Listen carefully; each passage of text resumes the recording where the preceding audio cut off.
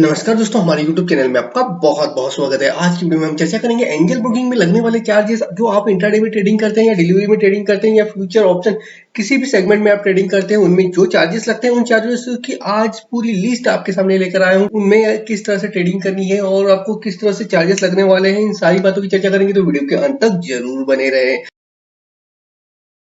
तो सबसे पहले हम बात कर लेते हैं, अगर आप एंजल बुकिंग में डीमैट अकाउंट ओपन करवाते हैं तो आपके लिए इक्विटी डिलीवरी चार्जेस फ्री रहता है, यानी कि ब्रोकरेज फ्री रहता है। टैक्स तो तब भी लगेगा ही लगेगा। अगर आप इंट्राडे में ट्रेडिंग करते हैं तो आपका जो फ्लैट ब्रोकरेज है वो 20 रुपए है और जो मिनिमम चार्जेस आपसे लिया जाएगा 0.025 के हिसाब से लिया जाएगा।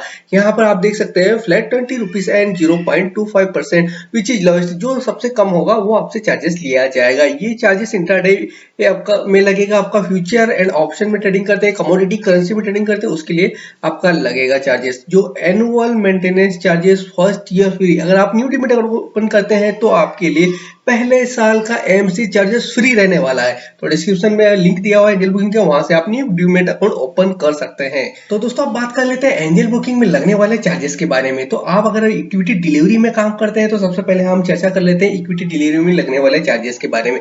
तो सबसे पहला चार्जेस आपके लिए रहेगा ब्रोकरेज, जो कि जीरो ब्रोकरेज है। यहाँ पर आपको कोई भी पैसे देने की आवश्यकता नहीं है। दूसरा जो चार्जेस आपको लगता है एसटीटी सिक्योरिटी ट्रांजैक्शन टैक्स लगता है, जो कि 0.1% है, जो सबसे ज्यादा आपको चार्जेस पे करना पड़ता है। बाय और सेल दोनों साइड आपको ये पे करना पड़ेगा। आप ट्रांजैक्शन चार्जेस की बात कर लेते हो तो एनएससी आपसे ट्रांजैक्शन चार्जेस लेता है 0.00335% और टर्न ओवर वैल्यू पर आपसे ये लिया जाता है। बाय साइड और सेल साइड दोनों साइड आपसे लिया जाएगा। जो बीएससी होता है वो as per the script group के हिसाब से वो चार्जेस आपसे लेता है। यहाँ पर आप बात कर लेते हैं डीमैट ट्रांजैक्शन या डीपी चार्जेस के बारे में। जो कई सारे लोगों का डाउट रहता है कि सर डीपी चार्जेस क्या लगने वाला है। तो एंजल बुकिंग में जो डीपी चार्जेस लगने वाला है 20 रुपए पर स्क्रिप्ट ऑन सेल साइड।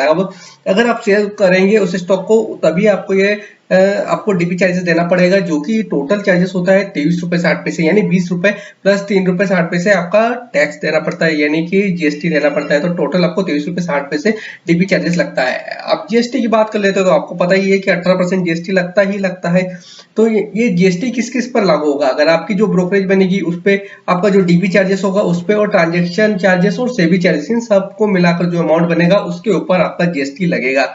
और अब बात कर लेते हैं सेबी चार्जेस की। तो सेबी चार्जेस यहाँ पर 10 रुपए पर करोड़ के हिसाब से, जो कि काफी कम है। और अगर आप 1 करोड़ का ट्रांजेक्शन करते हैं तब जाके 10 रुपए लगेगा, यानी कि अगर 1-2 लाख का करते हैं तो बहुत कम रुपए, 1 रुपए से भी कम लगने वाला है। स्टाम्प ड्यूटी चार्जेस की बात कर लेते हैं तो ये स्टाम्प ड्यूटी चार्जेस आपसे लिया जाता है 0.015% ऑफ टर्नओवर वैल्यू के ऊपर लिया जाता है। बायर को देना पड़ता है ये चार्जेस। अब बात कर लेते हैं इक्विटी इंट्राडे में जो काम करते हैं, इक्विटी केस में जैसे स्टॉक्स में काम करते हैं इंट्राडे में, तो उन पर क्या चार्जेस लगने वाला है। तो इंट्राडे में सबसे पहले बात कर लेते हैं ब्रोकरेज की। तो आपको 20 रुपए पर ऑर्डर के हिसाब से ब्रोकरेज देनी पड़ेगी। अदरवाइज जो भी कम होगा 0.25% विच लोएस्ट, जो भी 20 रुपए कम होगा या 0.25% जो भी कम होगा, दोनों में से वो आपसे चार्जेस लिया जाएगा ब्रोकरेज। आप एसटीटी की बात कर लेते हैं तो यहाँ पर थोड़ा एसएसटी कम हो जाता है, क्योंकि आप इंट्राडे में ट्रेडिंग कर रहे हैं। तो 0.025% के आसपास आपको यहाँ पर एसटीटी देना पड़ता है on sell side. Only sell side देना पड़ेगा, आपको बाय साइड नहीं देना पड़ेगा। और ट्रांजेक्शन चार्जेस की बात कर लेते हैं तो एनएससी आपसे वही सेम चार्जेस लेता है 0.00335% और turnover value by and sell side दोनों साइड देता है। बीएससी आपसे स्क्रिप्ट की ग्रुप के हिसाब से चार्जेस अलग अलग चार्जेस लेता है।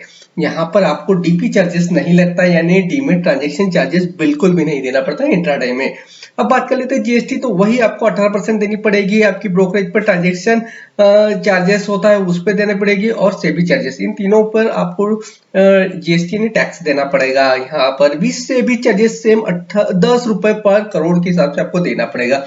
स्टाम्प ड्यूटी चार्जेस यहाँ पर थोड़ा सा इंट्राडे डिलीवरी की अपेक्षा कम है। यहाँ पर आपको देना पड़ेगा 0.003% ऑन टर्न ओवर वैल्यू, यानी बायर को कब देना पड़ेगा, उसके टर्न ओवर वैल्यू पे जो बनेगा उस पर 0.033% देना पड़ेगा। आप फ्यूचर ट्रेडिंग की बात कर लेते हैं। जो लोग इक्विटी फ्यूचर में ट्रेडिंग करते हैं या करेंसी में ट्रेडिंग करते हैं या कमोडिटी में ट्रेडिंग करते हैं, तो उनके लिए जो चार्जेस लगने वाला है वो भी सेम लगने वाला है 20 रुपए पर ऑर्डर के हिसाब से, या तो फिर 0.2% जो भी लोएस्ट होगा, कम होगा, उस पर यहाँ पर आपको एसएसटी देनी पड़ेगी 0.01% ऑन सेल साइट, यानी कि सेल साइट ही आपको एसएसटी देनी पड़ेगी।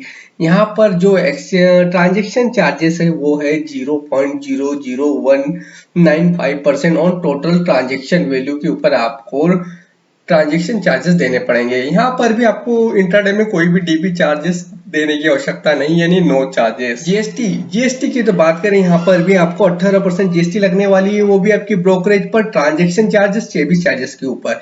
यहाँ पर सेबी चार्जेस की बात करें तो 10 रुपए पर करोड़ के हिसाब से है इनका। स्टाम्प ड्यूटी चार्जेस की बात करें तो 0.002% ऑन टर्नओवर वैल्यू बायर के साइड आपको देनी पड़ेगी अगर कोई भी स्टॉक बाय करते हैं तो।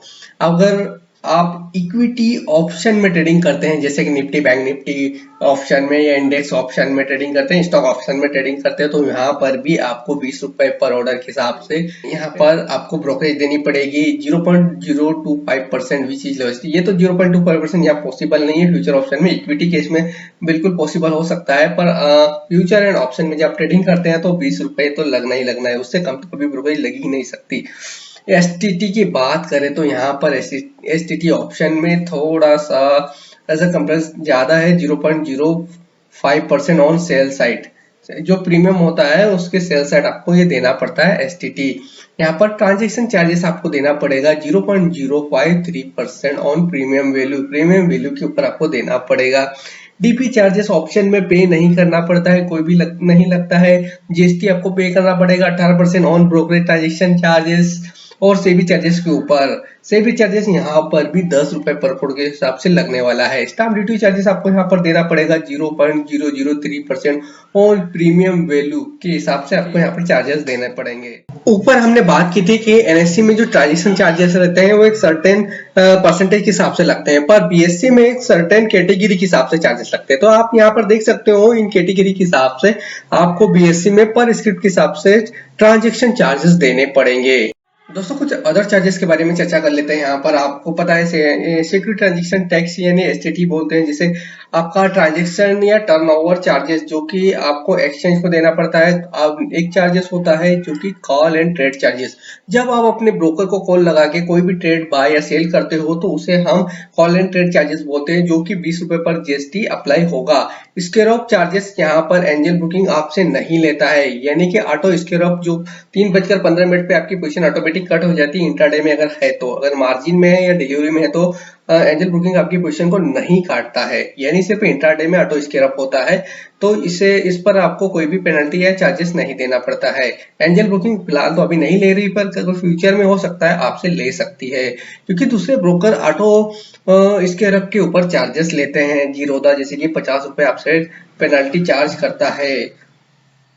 अब यहाँ पर जो स्टाम्प ड्यूटी की हमने ऊपर चर्चा कर ली थी, पर ये स्टाम्प जो ड्यूटी है आपके ऊपर स्टाम्प ड्यूटी एक्ट 1899 के अनुसार पूरे चार्जेस लिए जाते हैं। जीएसटी आपसे 18% के हिसाब से चार्जेस लेता है, वो भी brokerage transaction charges, SEBI charges और रिस्क मैनेजमेंट चार्जेस के ऊपर लेता है। सेबी चार्जेस की भी हमने बात कर ली थी कि 10 रुपए पर करोड़ के हिसाब से आपको चार्जेस देने पड़ते हैं।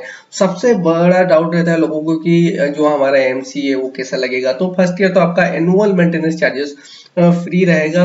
अभी एंजल बुकिंग ने क्या कर दिया है कि आपसे 1 साल के बाद, 1 साल पुराना हो गया आपका डिमेट और आप ट्रेडिंग कर रहे हो, तो इसके ऊपर आपको 20 रुपए पर प्लस टैक्सेस आपको मंथली मेंटेनेंस चार्जेस देना पड़ेगा ना, हर महीने आपको मंथली मेंटेनेंस चार्जेस देना पड़ेगा।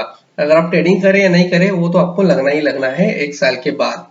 अब बात कर लेते हैं डिपोजिटरी चार्जेस के बारे में। मैंने बात कर ली थी कि 20 रुपए पर प्लस जीएसटी आपको देना पड़ता है, यानी 23 रुपए 60 पैसे के हिसाब से आपको पर स्क्रिप्ट सेल साइड देना पड़ता है। सिर्फ ये डिलीवरी के केस में लागू होता है, तो जब आप डीपी चार्जेस भी पर स्क्रिप्ट से हिसाब से लगता है। अगर 1 शेयर बेचेंगे तो भी 20 रुपए लगेगा, 100 शेयर बेचेंगे तब भी 20 रुपए लगेगा। पर अलग अलग स्क्रिप्ट जैसे रिलायंस हुआ, एचडीएफसी, दोनों को बेचेंगे तो दोनों का 20-20 रुपए प्लस जीएसटी लगेगा। अगर रिलायंस का ही बेचोगे तो फिर आपको एक टाइम ही डीपी चार्जेस देना पड़ेगा। इस वीडियो को देखने से पहले आपको किन किन चार्जेस के बारे में जानकारी थी तो आप हमें कमेंट के माध्यम से बता सकते हैं, और आपको फ्यूचर में किस टाइप की वीडियो चाहिए वो भी हमें कमेंट में सजेस्ट कर सकते हैं। वीडियो अच्छा लगा तो वीडियो को लाइक कीजिएगा, हमारे चैनल को सब्सक्राइब कीजिएगा। अभी तक इन्वेस्टमेंट पर्पस से डीमेट अकाउंट ओपन नहीं किया है तो डिस्क्रिप्शन को जरूर चेक कर लीजिएगा, वहां से आप एक न्यू डीमेट अकाउंट ओपन कर सकते हैं। Thank you for watching this video.